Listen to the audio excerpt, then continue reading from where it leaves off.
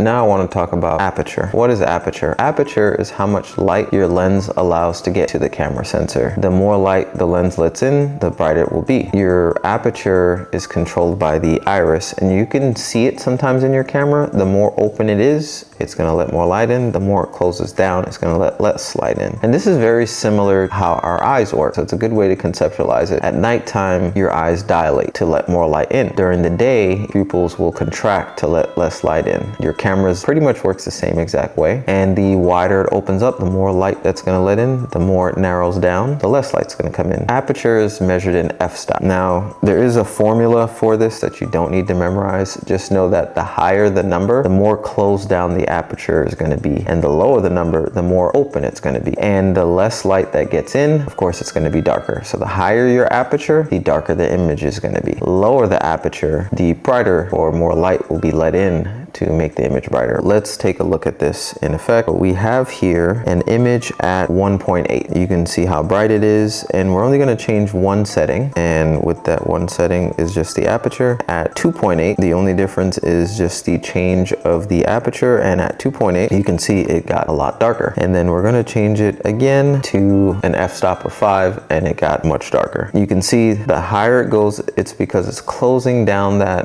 iris in your lens and letting less light in, just like when your eyes contract when lights are bright to let less light into your eye so that you can see and not damage your eyes. It needs to contract down, and that's what you're controlling when you control aperture.